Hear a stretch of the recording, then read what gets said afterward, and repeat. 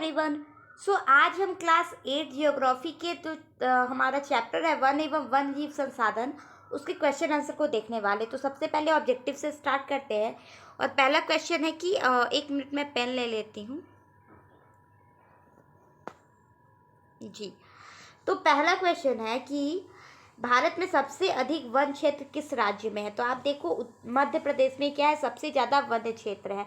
उसी तरीके से सेकंड क्वेश्चन है कि विश्व के लगभग कितने प्रकार की वनस्पतियां पाई जाती है। तो आप देखो अगर आप पूरे विश्व की बात करें तो वहाँ 10 लाख प्रकार की वनस्पतियां पाई जाती है। फिर बिहार, उत्तर प्रदेश और झारखंड में किस प्रकार के वन पाए जाते हैं।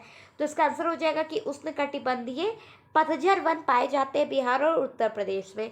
ठीक है, फिर आगे बढ़ते हैं कि इनमें कौन उभयचर जीव है।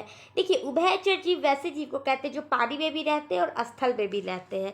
तो उसमें क्या हो जाएगा, कछुआ हो जाएगा, सांप हो जाएगा, घड़ियाल हो जाएगा, ये सब उभयचर में आते हैं। फिर है कि इनमें कौन भारत का राष्ट्रीय पशु है। बचपन से हम लोग याद करते आ रहे हैं कि बाघ क्या है, भारत का राष्ट्रीय पशु है। फिर है रेड डाटा बुक क्या है। तो आप देखो विलुप्त हो रहे जो प्रजाति है ना, उनका एक लिस्ट बनाया गया है, वही है रेड डाटा बुक के अंदर। फिर देश में राष्ट्रीय उद्यानों की कुल संख्या कितनी है। तो 85 है। और आप ये सब देखो कि ये क्लास 8 में भले ही, लेकिन आप कोई भी कॉम्पिटेटिव एग्जाम देते हो ना तो यही सब क्वेश्चन पूछा जाता है। जैसे आप देखो सबसे ज़्यादा वन क्षेत्र कहाँ है, फिर से कितने जो है वो वनस्पतियाँ पाई जाती, मतलब जो भी क्वेश्चन है वो इम्पॉर्टेंट है। फिर था रिक्त स्थानों की पूर्ति करें।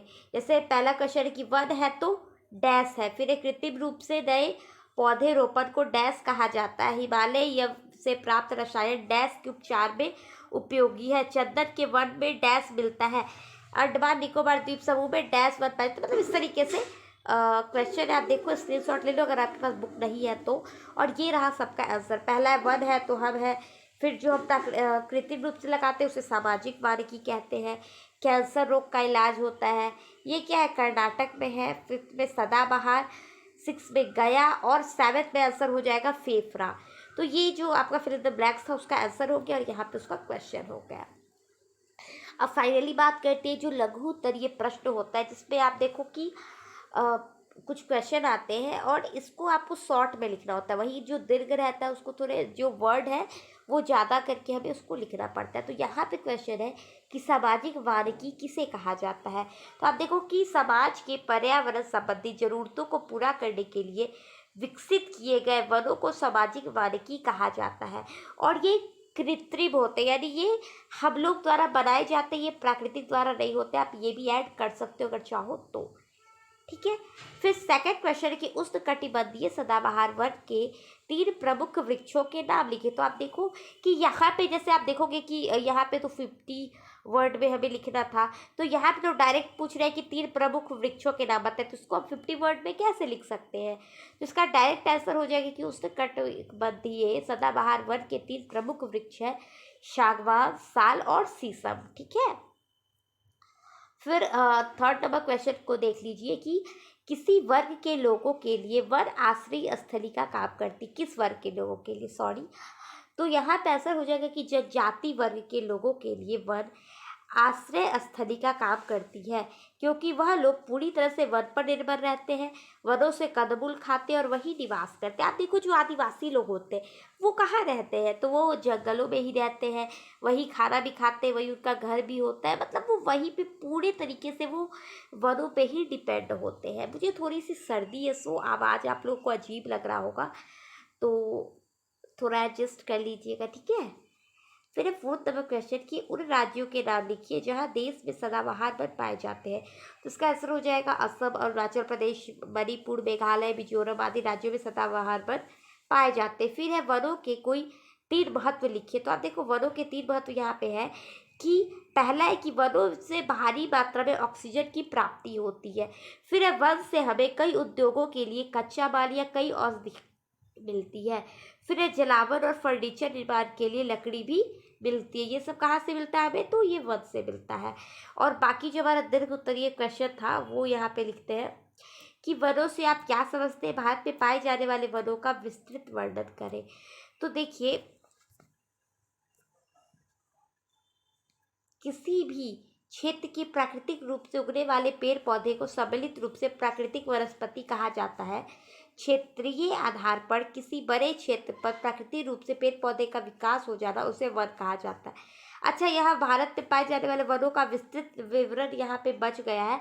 आप देखो उसमें जितने भी टाइप के वन होते हैं, यानी उष्णकटिबंधीय वन, बंजर वन, सबके बारे में आप दो दो लाइन लिख लोगे। बुक में आपके दिया हुआ है। यहाँ पे जो टाइपिंग के लिए मैंने दिया था ना, उन्होंने शायद कुछ गलती किया है, तो यहाँ पे सारा नहीं है, ये इस वाला क्वेश्चन थोड़ा बच रहा है आपका। नेक्स्ट वीडियो से आप देखो कि सारा टाइपिंग मैंने ही किया, बस इस वीडियो में ये गलती है क्योंकि दीर्घ उत्तरी मैंने किसी और को कहा था, तो इसलिए यहाँ पे आप ये देख लोगे। बट इजी है, मुझे पता है कि आप कर लोगे। ठीक है, ये देखो यहाँ पे फिर यहाँ से अच्छा से है कि वन में पाए जाने वाले विभिन्न प्राणियों का वर्गीकरण उदाहरण के साथ दीजिए। तो आप देखो वनों में कई तरह के प्राणी निवास करते हैं जिनका जीवन वनों पर निर्भर करता है। इनमें कई सारे मांसाहारी जीव जैसे शेर, बाघ, भेड़िया आदि। शाकाहारी जीव में हिरण, हाथी, खरगोश आ जाएंगे। मांसाहारी जो मांस खाते हैं, शाकाहारी जो पेड़ पौधे खाते हैं, उभयचर जो पानी में भी रहते हैं और स्थल पे भी रहते हैं, जैसे मेंढक, कछुआ। सरीसृप यानी जो रेंगते हैं, तो सांप हो जाएगा, केंचुआ हो जाएगा। इसके अलावा भी कई प्रकार की पक्षियाँ, कई पौधे, कई पुष्प इत्यादि पाए जाते हैं। तो ये हमारा आंसर यहाँ पे कंप्लीट हो जाता है। फिर थर्ड नंबर क्वेश्चन है कि वन और वन्य जीव के संरक्षण के लिए किए गए प्रयासों का वर्णन कीजिए। तो आप देखो कि वन और वन्य जीवों के संरक्षण के लिए अंतर्राष्ट्रीय स्तर पर पर्यावरण संरक्षण संघ इस दिशा में कई सारे कार्य कर रही है। वन प्राणियों के संरक्षण के लिए राष्ट्रीय उद्यान, कई सारे अभ्यारण्य एवं जैव मंडल क्षेत्र विकसित किए जा गए हैं वर्तमान समय में। ये आप याद रखना एक और एक, ठीक है। 85 आप देखो राष्ट्रीय उद्यान है, मतलब इसको अगर ये हिंदी में देखें तो 85 कहते हैं। मुझे पता है थोड़ा हिंदी में दिक्कत होता है, तो अगर बीच बीच का गया ना तो मैं 85 तो 80 से स्टार्ट करती हूँ। 80, 81, 82, 83, 84, 85, वैसे डायरेक्ट मतलब थोड़ा सा ये हो जाता है। यहाँ पे अभ्यारण्य देखो 448 है। फिर है 16 जैव मंडल क्षेत्र है जो कि वन और वन्य जीव संरक्षण के लिए बनाया गया है। यहाँ पे हमारा ये वीडियो कंप्लीट होता है। आगे साथ देखो ये नेक्स्ट चैप्टर का है, तो वो मैं अभी अपलोड करने वाली हूँ। तो यहाँ पे आप देखो कि आपको सारे क्लास के, यानी आप देखो कि 4 क्लास से लेके BA तक के क्वेश्चन आंसर, चैप्टर, अलग अलग सब्जेक्ट सारे ही मिल जाएंगे। सो आप ये चैनल को ज़्यादा से ज़्यादा शेयर कर देना। Bye bye, take care, thank you, good night.